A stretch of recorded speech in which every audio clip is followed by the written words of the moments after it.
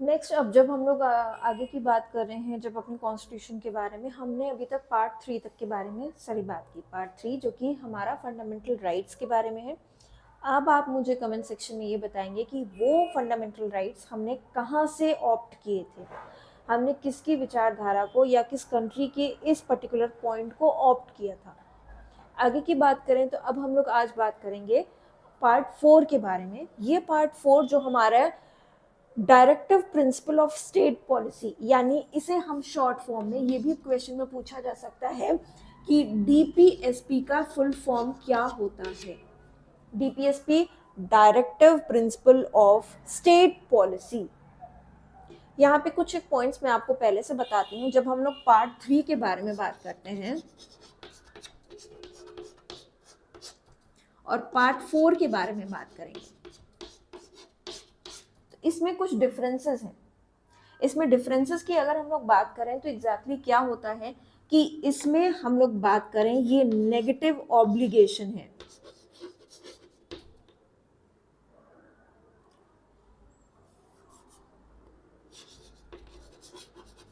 ये हमारा negative obligation के बारे में बताता है और ये हमारा पॉजिटिव ऑब्लिगेशन के बारे में बताता है। ये इसका मतलब क्या हुआ उसकी बात करते हैं।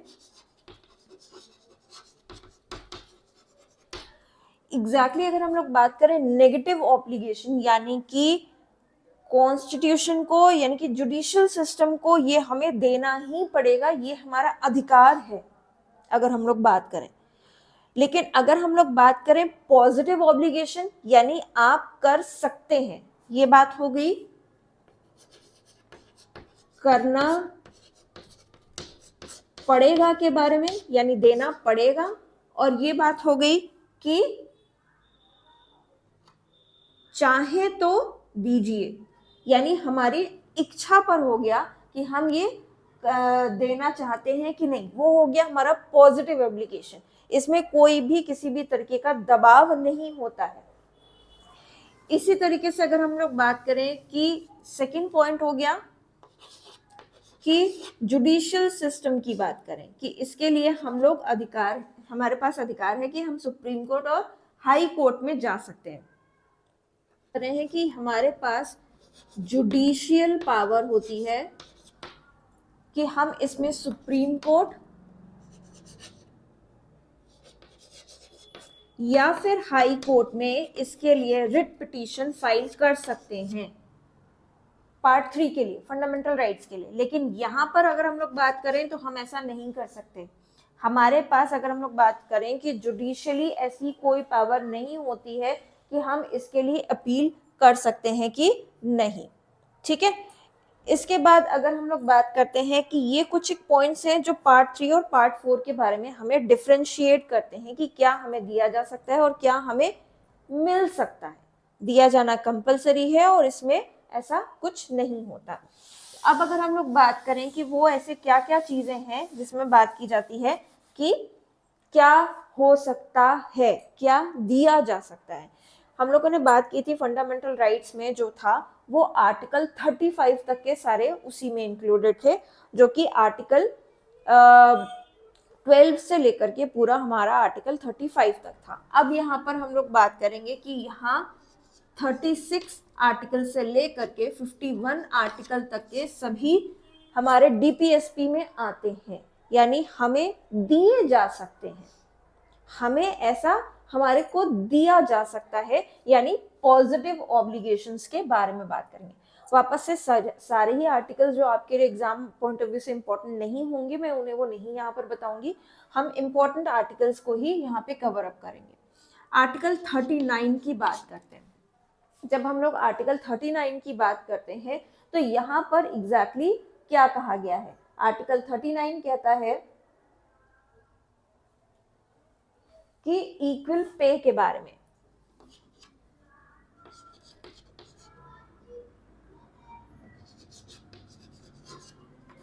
इक्वल पेमेंट, इक्वल पेमेंट मिलना चाहिए, यानी कि किसी एक ओहदे की अगर हम लोग बात करें किसी पर्टिकुलर पोस्ट के बारे में तो एक पोस्ट के लिए एक ही पेमेंट होना चाहिए हर किसी के लिए। ये नहीं कि एक ही पोस्ट, एक ही तरीके की पोस्ट है, उसमें किसी को हाई पेमेंट हो रहा है और किसी को लो पेमेंट हो रहा है, यानी कि हम यहाँ पर इक्वल पेमेंट के बारे में बात करते हैं। आर्टिकल 39। आर्टिकल 40 यहाँ पर बात करता है पंचायती राज के बारे में।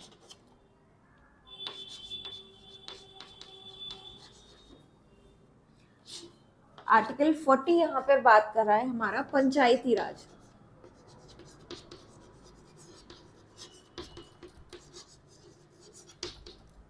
ये भी यानी कि ऐसा होना चाहिए, ऐसा दिया जाना चाहिए।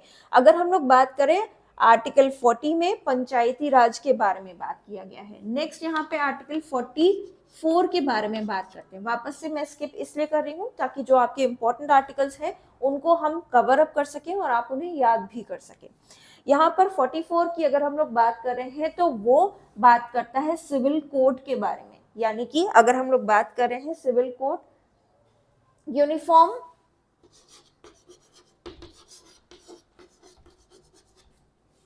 सिविल कोड, इसका क्या मतलब हुआ? एक ही प्रकार का जो नियम है वो सबके साथ एक सा होना चाहिए। यहाँ पर अगर हम लोग कैसे इस चीज को डिस्क्राइब कर सकते हैं, बहुत छोटा सा एग्जाम्पल, जैसे अगर हम लोग बात करते हैं जो अब 3 तलाक वाली प्रथा खत्म हो चुकी है, हमारे गवर्नमेंट, हमारे न्यायालय ने उसको खारिज किया है। तो अगर हम लोग बात करें पहले के टाइम में क्या था कि तलाक भी अलग अलग तरीके से, डिवोर्स भी अलग अलग तरीके से था, जबकि अगर एक ही देश है तो एक ही तरीके का कानून होना चाहिए, यानी यूनिफॉर्म सिविल कोड होना चाहिए, वो फॉलो नहीं हो रहा था। और अभी भी हम लोग बात करें तो कई स्टेट्स में ऐसा है कि इसी तरीके की न्याय व्यवस्था है जिसमें हर किसी को एक सी यूनिफॉर्मिटी नहीं मिल रही, एक्सेप्ट हमारे गोवा की बात करें। गोवा एक ऐसा स्टेट है जहां पे इस पर्टिकुलर डीपीएसपी को फॉलो किया जा रहा है, किया जाना चाहिए वाली कंडीशन में पॉजिटिव। तो अगर हम लोग बात करें यूनिफॉर्म सिविल कोड के बारे में तो सिर्फ एक हमारा स्टेट है इंडिया में जो इस पूरे डीपीएसपी को फॉलो कर रहा है, वो है गोवा। नेक्स्ट यहाँ पर हम लोग आर्टिकल की बात करते हैं, आर्टिकल 45 के बारे में। आर्टिकल 45 ये रिलेटेड है फ्री एजुकेशन के बारे में।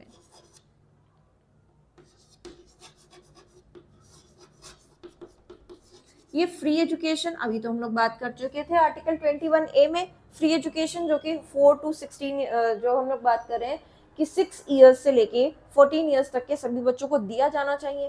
तो अब यहाँ पे वापस से आर्टिकल 21A और आर्टिकल 45 में ये डिफरेंस है। अगर हम लोग बात करते हैं कि वो कहता है ऐसा होना ही चाहिए, लेकिन यहाँ पर जब हम लोग बात करेंगे ऐसा कर सकते हैं के बारे में, यानी फ्री एजुकेशन जो वापस से हम लोग बात करें कि 6 इयर्स टू 14 इयर्स तक के बच्चों को दिया जाना कंपलसरी है। साथ ही साथ पेरेंट्स को ये कहा जाता है कि आपको अपने बच्चों की देखभाल करनी है। तो यहाँ पर ये वही चीज है कि इसको डीपीएसपी में रखने का मतलब यही है कि कोई जो इकोनॉमिकली वीकर सेक्शन के होते हैं या इस तरीके के पेरेंट्स होते हैं तो उनके लिए गवर्नमेंट ने फ्री एजुकेशन का प्रोविजन रखा है, लेकिन वो बहुत अच्छे से अपने बच्चों को बहुत अच्छे से उनकी परवरिश नहीं कर सकते, इसलिए इस पर्टिकुलर आर्टिकल में फ्री एजुकेशन और चाइल्ड केयर के बारे में यहाँ पर बात की गई है। नेक्स्ट यहाँ पर हम लोग आर्टिकल बात करते हैं आर्टिकल 47 के बारे में। आर्टिकल 47 करता है हमारी बात लिविंग स्टैंडर्ड के बारे में।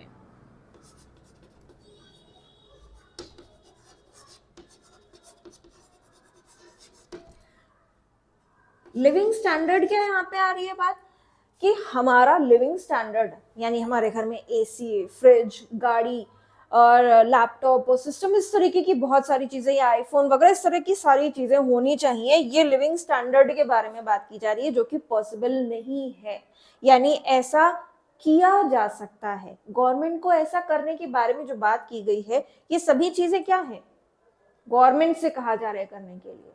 किसके लिए? नागरिकों के लिए। इंडिया जो हम लोग के बात करें नागरिक, यहाँ पे इंडियंस के लिए ये सब होना चाहिए। तो उसी की बात करें कि हर किसी का लिविंग स्टैंडर्ड एक सा हो, ये जरूरी नहीं हो सकता है। तब उसी में अगर हम लोग आगे की बात करें कि आर्टिकल 48, इसको भी आप थोड़ा सा स्टोरी की तरह समझने की कोशिश कीजिएगा। कई सारे आर्टिकल्स आ जाएंगे, 51 तक की हम लोग बात कर रहे हैं। तो इसमें हम लोग ने क्या किया? इक्वल पेमेंट के बारे में। इक्वल पेमेंट जब होगा तो पंचायती राज, यानी हम लोग अब नीचे से शुरू कर रहे हैं, गांव से बात कर रहे हैं, पंचायती राज होना चाहिए, हो सकता है क्या, वो वाली बात हो गई। फिर जब पंचायती राज की बात करें तो वहीं गांव की बात करें तो हर किसी के साथ हम एक सा व्यवहार नहीं कर रहे होते, यानी यूनिफॉर्म सिविल कोड अप्लाई नहीं भी हो रहा होता है, हो भी रहा होता है, तो वो आर्टिकल 44 में बात हो गई। Equal uniformity 44, uniformity of civil code. ठीक, अब उसके बाद कुछ लाइन से आएंगे। 45 की बात करें तो 45 free education, article 45 free education.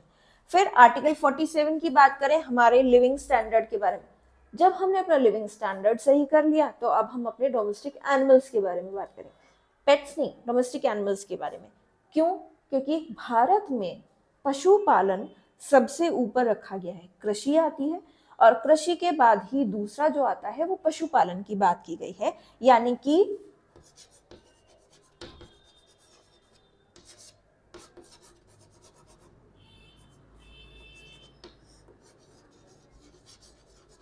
Animal husbandry, यानी उनका पूरी तरीके से बहुत अच्छे से उनको हर फैसिलिटी दी जाए, जो कि पॉसिबल नहीं होता है। अगर हम लोग बात करें कि हमारा लिविंग स्टैंडर्ड अच्छा हो गया तो क्या हम अपने यहाँ के जो डोमेस्टिक एनिमल्स है उनको बहुत अच्छी लाइफ प्रोवाइड करवा पाएंगे? तो वो पॉसिबल नहीं होता। आर्टिकल 48 में एनिमल हस्बेंड्री के बारे में बात की गई है। फिर इसके बाद बात करें, जब इतना अच्छा हो गया अब हम आसपास को सुंदर बनाते हैं। ये सारा विलेज पॉइंट ऑफ व्यू से ही देखते चलिएगा।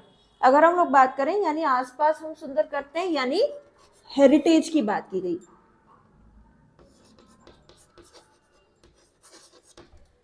जो हमारे मॉन्यूमेंट्स वगैरह हैं उनको अच्छे से देखभाल करना चाहिए वाली कंडीशन में हम लोग ने यहाँ पे बात की आर्टिकल 49 के बारे में, यानी आसपास को सुंदर बनाते हैं।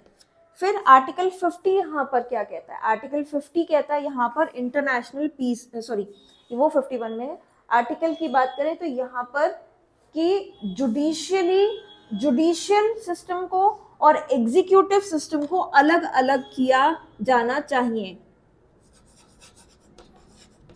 जुडिशियल सिस्टम, और जब हम लोग बात करें एग्जीक्यूटिव सिस्टम की तो इनका वर्किंग अलग अलग होनी चाहिए, ऐसा करना चाहिए वाली कंडीशन में, लेकिन उतना पॉसिबल नहीं हो पाता। सबसे इंपॉर्टेंट जो आर्टिकल इन सब की लिस्ट में आता है वो है हमारा आर्टिकल 51। आर्टिकल 51 एग्जैक्टली क्या करता है?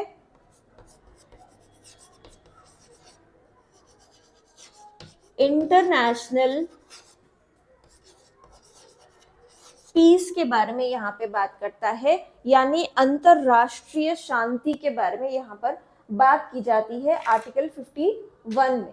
यानी हम आर्टिकल 51 में यहाँ पर एक बहुत छोटी सी चीज आपको बताऊंगी जो कुछ टाइम पहले न्यूज में काफी ज्यादा थी कि हमने विश्व को बुद्ध दिया। यहाँ पे मोदी जी की बात आ रही है, हमने विश्व को बुद्ध दिया और पाकिस्तान ने हमें युद्ध दिया।